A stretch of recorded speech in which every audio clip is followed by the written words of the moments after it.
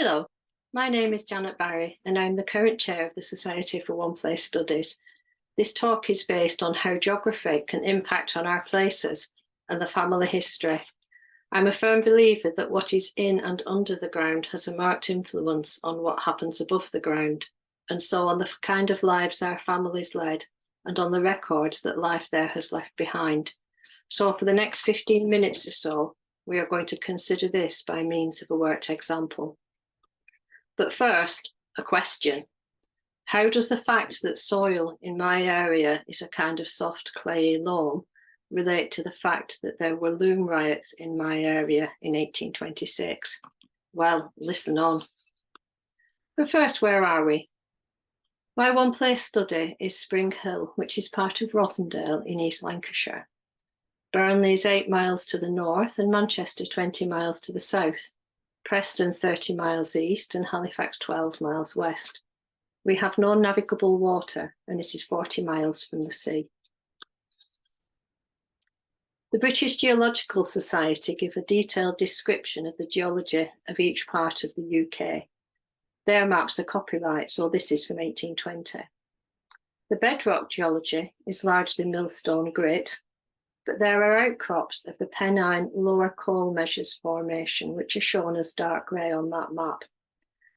The seams are very thin and the coal is not of great quality.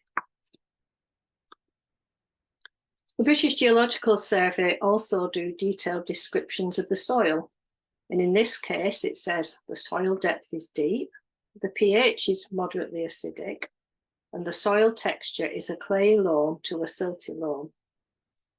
Deep, acidic and clay.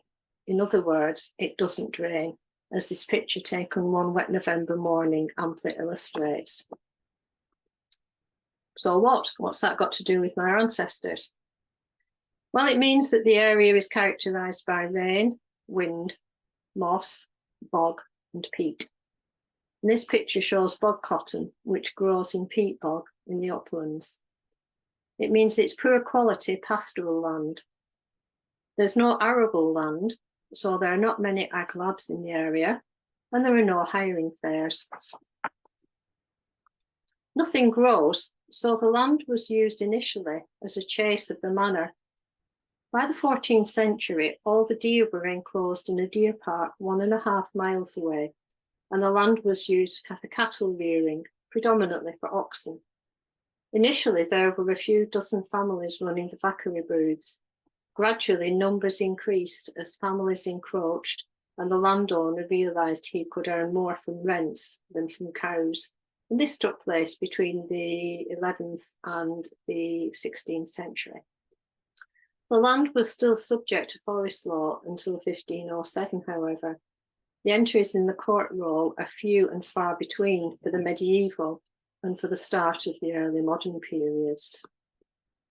But traces of this way of life still remain.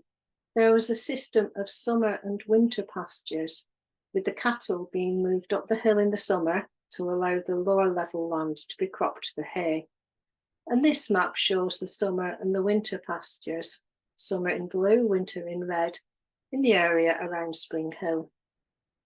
These left their marks on the landscape, and a team of archaeologists has determined the old vacary pastures for the area. So, the valley floor was bog, the valley sides were pasture, and the upper land, known as the tops, was moor. There was much movement of cattle between the summer and the winter pastures, and between the vacary and the common land, which was 3 to 4 miles away from some of the areas. Rossendale is riddled with rights of way, as shown on this map, some of which are only of a few yards length. And the old highways, some of which are technically roads, which people were immersed for failing to maintain in the 16th century, and which act as traps for drivers today. The picture on the left is still technically a road. There are also old hedgerows, which were boundary markers, and the picture on the right shows 3 different ways of marking a field boundary: the hedge, the wall, and the modern fence. But the land was enclosed early and enclosed piecemeal, so there were no enclosure maps. Smallholding was difficult, and so income was supplemented by domestic textiles from the 16th century onwards, and this is a reconstruction from the local museum, and that was supported by the Chapman system. But later, the very features which made it unsuitable for arable farming made it suitable for industrialised textiles, and there was a proliferation of mills on the valley floor. This one is quite famous, having a chimney in the Italian style. It was rainy, so there was a damp climate, which was good for cotton spinning, and there was a river valley, and therefore flowing water for driving water wheels. And there was expertise and tradition in textiles locally, and there was a system for further distribution already established. And it was this tension between the domestic and the industrialised weavers that led to the loom riots in the 1820s, and hence forms the answer to the question which I posed at the beginning of this presentation. I mentioned earlier that the coal seams were under the ground were thin and of poor quality. This had been mined in a very low-key way since the 16th century, and probably from before that. The poor quality of the coal, the lack of navigable water, and the small population all reduced the return from the coal, until the growth of industrialised textiles and the development of the steam engine led for a demand to coal secondary to those factors. And Springhall House, the main house in my One Place studies area, was built by a colliery owner. And this picture shows the remains of the pump house from the local mine. In addition to coal, there was also good quality stone. The bedrock geology was overlaid with a very hard sandstone known as Haslingden flag, and many of the local buildings are made of this. It wasn't quarried extensively until the late 18th century, when the building of factories led to an increased demand for local stone. And demand increased again with the coming of the railways in 1844, which actually made it feasible to get the stone out to a wider market. In parts of St Anne's-on-Sea on the Fylde coast, and allegedly Trafalgar Square, are built from Haslingden flag. This picture is of the scrubbing mill next to the stone quarry on the top of the hill.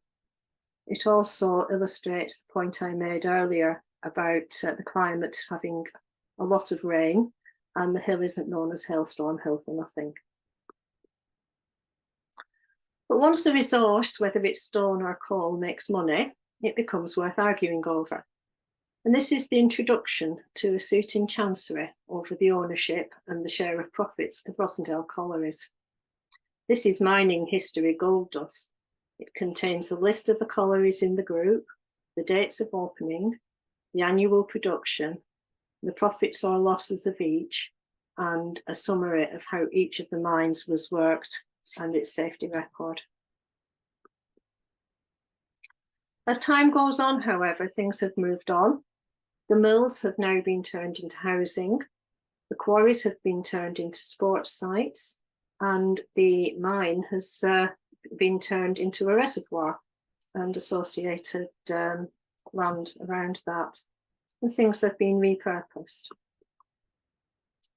The geography still affects the land use, however, and with the largest onshore wind farm in England is adjacent and is now also a location for outer sports.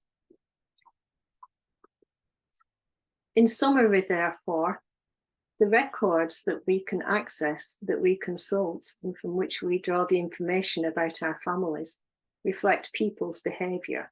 They arise from what people did and the need to record and analyse and plan for that.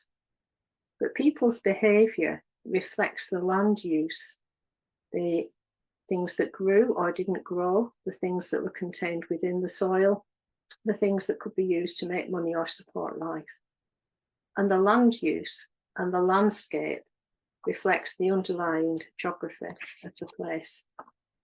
This is one example Each place is different, but I hope that as you enjoy these series of talks and consider how we can put our ancestors in their places, that this will give an extra dimension to your studies and researches.